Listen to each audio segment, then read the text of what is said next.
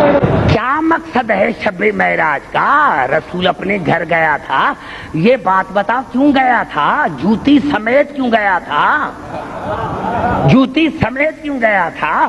ارے جوتی سمیت اسی لیے گیا تھا کہ تمام عظمتیں نیچے، ملائک نیچے، بیت المعمور نیچے، کعبہ نیچے، رسول جوتی سمیت اسی لیے گیا تھا تاکہ میں خاص کر کے مسلمانوں کو سمجھاؤں کہ مسلمانوں، جب تمام عظمتیں میری جوتی جیسے نہیں تو تم میرے جیسے کیسے؟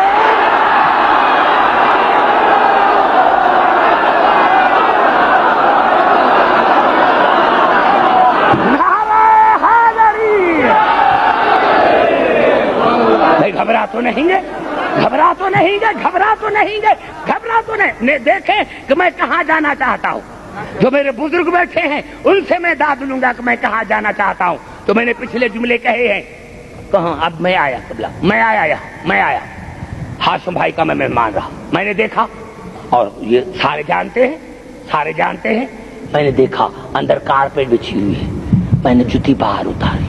بھائی کیا کہیں گے، کس کو ہم نے بلایا ہے؟ اس میں تمیز بھی نہیں کہ کارپیٹ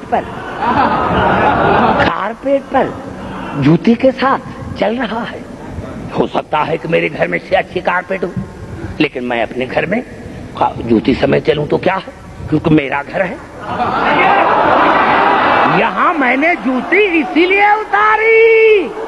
اسی لیے جوتی اتاری کہ یہ میرا اپنا گھر نہیں ہے، اور وہاں اپنے گھر میں جوتی سمیت اسی لیے چلتا ہوں کہ میرا گھر ہے۔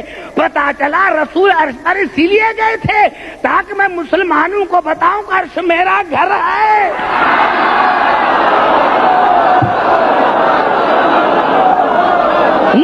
نہیں، پھر بھی مجھے مزہ نہیں آیا جس کے لیے میں نے محنت کی ہے۔ اب پھر تیسرا سوال پوچھنا چاہتا ہوں، خاص کر جو میرے بزرگ ہیں ان سے، ایمان سے بتاؤ، جب ہماری بیٹی، ہماری بہن کی شادی ہوتی ہے تو نکاح کس کے گھر میں پڑھا جاتا ہے؟ کیوں گھبرا گئے میرے بزرگ؟ آپ بزرگ ہیں، میں نے کیا، جب ہماری بیٹی یا بہن کی شادی ہوتی ہے تو نکاح کس کے گھر میں پڑھا جاتا ہے؟ باپ کے گھر میں یا دلہا کے گھر میں؟ جو بیٹی کا باپ ہوتا ہے اس کے گھر میں پڑھا جاتا ہے یا دلہا کے گھر میں پڑھا جاتا ہے؟ کیوں نہیں بات کرتے؟ ارے نکاح جو دلہن کے باپ کا گھر ہوتا ہے، نکاح وہاں پڑھا جاتا ہے۔ اللہ نے جو کہا کہ نکاح میں عرش پر پڑھوں گا، اسی لیے کہ عرش محمد کا گھر ہے۔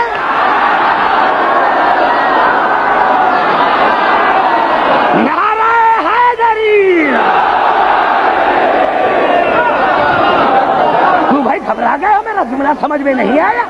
قبلہ اتنا جو میں نے سمجھایا، اب قبلہ عرش پر عرش کون؟ عظیم، کریم، مجید، عظیم پر پاؤں، عظیم پر پاؤں عظیم کے، مجید پر پاؤں مجید کے، کیا کہنے، کریم پر پاؤں کریم کے۔ اب ہم، اللہ نے بتا دیا عبد الحکیم، ابھی تو میں نے تمہیں آسان کر دیا کہ قرآن کس سے پوچھو۔ قرآن نام ہے رسول کے وجود کا، وہ ہے کریم، عرش بھی ہے کریم۔ اب کریم کے پاؤں کریم پر، عرش ہے مجید، قرآن ہے مجید، مجید کے پاؤں مجید پر، قرآن ہے عظیم، عرش ہے عظیم، عظیم کے پاؤں عظیم پر۔ عبد الحکیم، اگر آپ قرآن پوچھنا ہو تو ان سے پوچھو جن کے پاؤں مہر نبوت پر ہو۔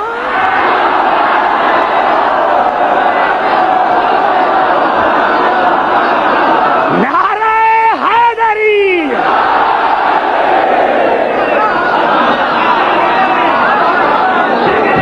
نعرہ حیدری! گھبرائیں نہیں میرے بھائی، گھبرائیں نہیں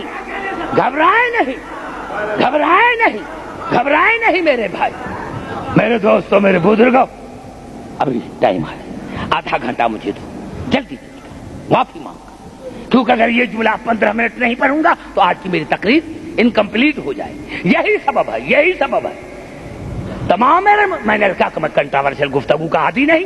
تمام میرے مسلمان بھائیوں نے لکھا ہے کہ جناب خدیجہ نے کیا کہا, لما حملت حملا خفیفا وتحدثنی فی بطنی, جب فاطمہ میرے بطن میں آئی تو مجھ سے باتیں کرتی تھی.